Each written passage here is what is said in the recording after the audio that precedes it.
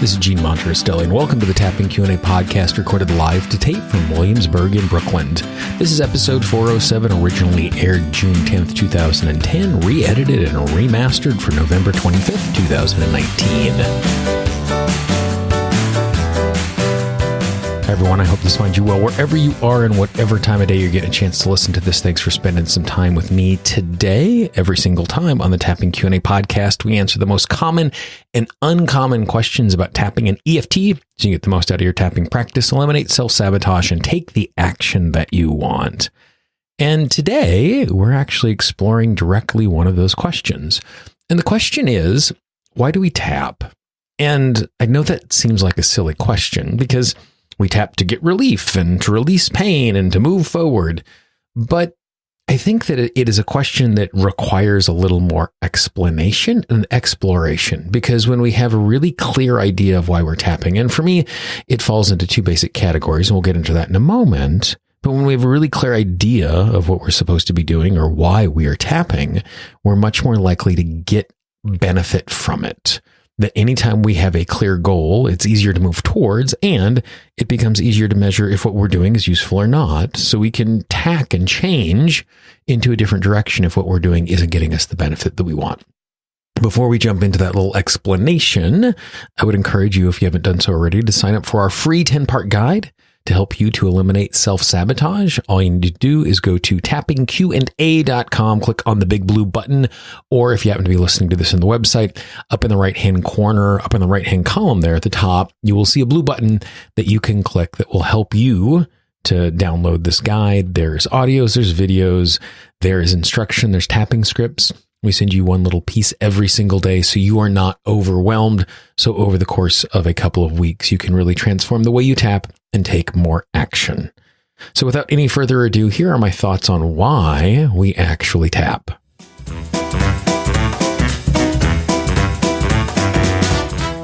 I was having a conversation this week with one of my more advanced students, someone who I work with pretty regularly. We work every couple of weeks, and he does lots and lots of work in between each session. And we spend, maybe 60% of our time actually doing work and about 40% of our time talking about more advanced techniques. And he's just a delight to work with because he's so excited to learn and is really committed to transforming his life. And he asked an interesting question. He asked, what's the end game of all of this? He was asking about my tapping practice and what progress I had made and what's the end game insofar as beyond just making improvement and beyond getting rid of wounds and moving forward and becoming our whole selves. What's the end game? Which is an interesting question because we as people are continually in process. And so the way that I've always approached tapping isn't about tapping something out or tapping something in. Instead, tapping is about moving our way back to balance. When we're working on physical issues, it's not that we're tapping the bad stuff out and the good stuff in. The natural state is physical well-being. Health is what the body is best at. And so we're removing blocks and helping the body move back to balance, which is health and well-being. And so as I was thinking about this, what I came to realize is that our goal, or at least my goal, in a more kind of spiritual sense is to push myself more and more to the now. And the more I'm in this moment, the more joy I find, and the easier it is for me to respond to inspiration and grace that's around me to find ways to articulate myself. And that doesn't mean that I'm not doing some planning and thinking about where I'd like to move in the future, but I'm not stuck in that. And it doesn't mean that I neglect and forget about the past, but I'm not stuck in it. And as we continued this conversation, it came to my realization pretty quickly that there's two types of work we do when we're doing this kind of tapping work. One is we're dealing with wounds from the past, or two is we're dealing about fears which are of the future. We're fearing possible outcomes. And so all of the tapping work that we're doing is simply trying to move ourselves back to the present. Because anytime we have something that has emotionally tied to the past, a wound of some sort, it makes it difficult for us to see ourselves for who we are. If I see myself as a failure in the past and I'm still entangled in that failure, it's difficult for me to see my greatness in the present, making it possible for me to make good choices right now. And so when I'm doing the work to deal with the wounds, I'm moving from reliving the past to being able to just retell the past. And by just retelling the past, what I'm able to do is move to now. That I recognize what has brought me to this point. I can learn the lessons from that. I can see the choices that I've made that I want to replicate, the choices I want to make that I don't want to repeat, but it allows me to be now. And whenever I'm dealing with a fear, fears are always about the future. Even a fear about something happening right now, it's not actually a fear about right now, but it's a fear about the next moment. It's about what's coming into now. So it's just a half a second ahead of right now. And so when we're doing the work on fears, what we're doing is we're untangling ourselves from disproportionate emotional response to what might come. And oftentimes we're responding to multiple different futures. And again, pushing our way back to now. And so when we're able to recognize what's true about ourselves in the world and let go of the things that are erroneous and overactive fears, again, we're not emotionally tied to the future. We're in the moment. We can still look to the future. We can look at opportunities. We can look at choices. We can look at who we think we'd like to become. But again, it allows us to move back to this place of now. And so I'm not exactly even sure what I'm supposed to do with this new thought. Because it doesn't really change the work that we're doing. We're still dealing with wounds and fears.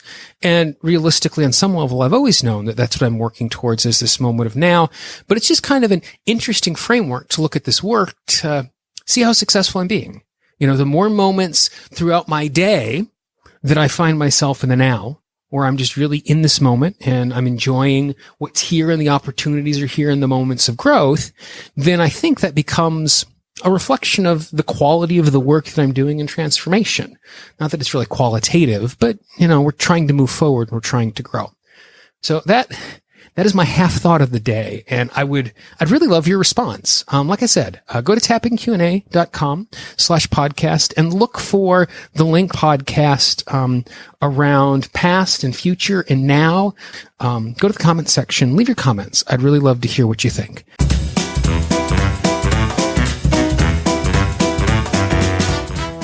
So pretty straightforward. And like I said there at the end, when I recorded this back in 2010, I would really love to hear your thoughts and your feedback on this.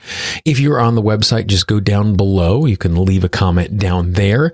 You can go to tappingpodcast.com, click on the link for episode 407. And if there is someone in your life who is kind of going through a transformation process and they're looking for some guidance on some framing devices and how they can think about change and transformation, please be our ambassador and pass this along. The most common and easiest way people find new content is through the recommendation of a friend. And there are lots of people out there who could benefit from something like this. There are people that I do not. And every single time we have someone in our lives who is healthier and is continuing on their transformation, that healing benefit ripples out. Remember, our goal for this calendar year is every single day to get 9 new people tapping, and not each of us finding 9 people, but as a community, if we did that over the course of this calendar year, we would add 3,000 new tappers. And just imagine how powerful 3,000 more people tapping would be in their lives as well as our lives, again, as that healing transfers out. If you have a question, if you have a comment, I can always be reached, Gene, Gene, at tappingqa.com. Click on that contact link. Or if you haven't done so already, just download that Tapping Q&A app, which is available both for Android and Apple devices. In the app, click on contact. You can send me an email or a voicemail from right inside of the app. For the Tapping Q&A podcast, this is Gene Montrestelli. I hope you have a great day, and I will talk to you real soon. Bye-bye. The Tapping Q&A podcast is copyright Gene Montrestelli, Tapping Q&A 2016. All views expressed by guests are those of the guests and not necessarily of Gene Montrestelli or Tapping Q&A.